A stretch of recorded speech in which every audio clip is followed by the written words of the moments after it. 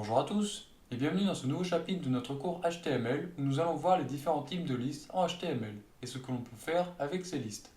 Pour définir une liste en HTML, le moyen le plus courant sera de créer une liste non ordonnée en écrivant une balise UL pour Unordered List. Pour cela, vous écrivez la balise UL qui sera donc une balise de paire car elle devra contenir des balises li qui seront les items de votre liste. Par exemple, là, on peut écrire un premier item de notre liste grâce à la balise li. Vous voyez que par défaut, l'item s'affichera avec un point devant l'item. On verra juste après comment on peut enlever ce point. Vous pourrez également, dans la balise li, rajouter d'autres sous-balises afin de personnaliser votre item. Par exemple, vous pourrez tout à fait mettre un lien à l'intérieur de votre balise li, comme ceci, et écrire par exemple dans le lien mon lien. Vous verrez qu'il y a un lien et que pour définir ce lien, il faut, comme nous l'avons vu dans un des précédents chapitres, modifier l'attribut href. Il est également possible de mettre une liste dans une liste, mais attention, pour cela il faudra à tout prix passer par une balise li. Une balise UL ne peut pas avoir autre chose en enfant direct qu'une balise li. Par exemple, si vous souhaitez mettre un autre lien au sein de votre liste, vous ne pourrez pas écrire votre balise A directement à l'intérieur de UL.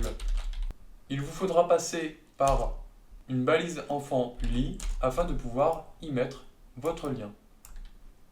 Vous pourrez alors, grâce à ce type de liste, créer une liste de courses par exemple, ou dans le cadre du développement web, une barre de navigation permettant de naviguer au sein de votre site web.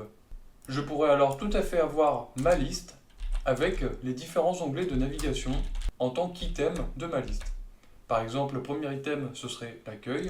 Le deuxième item, ce serait par exemple à propos, ainsi de suite, avec autant d'items que vous le souhaitez pour votre barre de navigation. Il est tout à fait possible de styliser cette liste grâce au CSS. On va voir dans ce cours quelques éléments en CSS, mais retenez bien qu'on y reviendra plus en détail dans le cours dédié.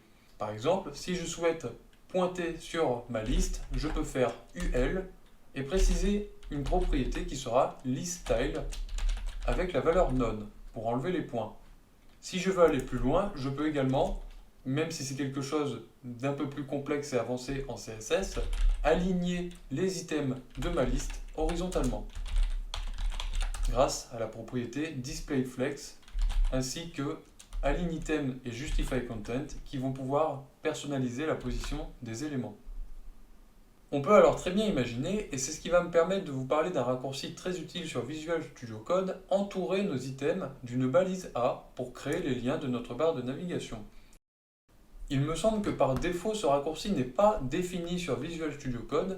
Alors pour définir un raccourci sur votre éditeur de texte, vous allez aller en bas à gauche dans les paramètres et vous allez cliquer sur Keyboard Shortcut ou raccourci clavier en français.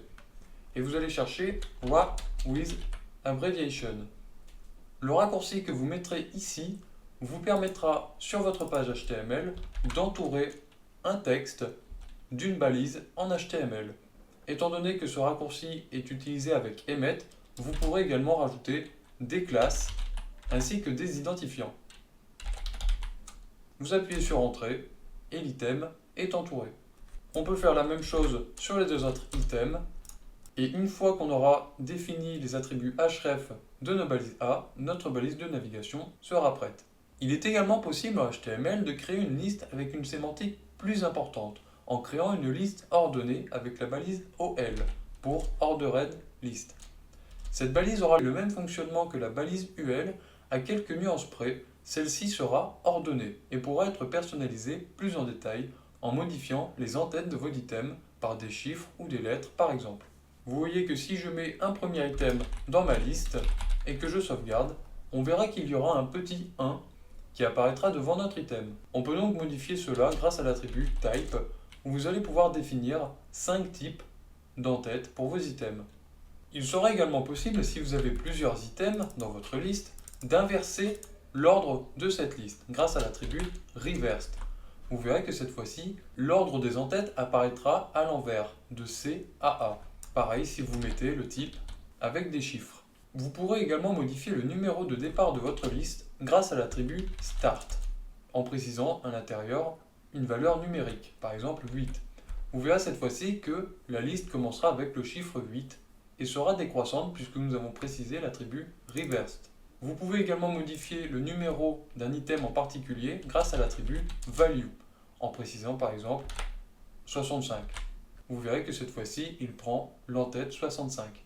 L'attribut value sur la balise li ne marche qu'au sein d'une balise OL, ça ne marche pas avec une balise UL. Il sera assez rare d'utiliser une ordered list et plus fréquent d'utiliser UL.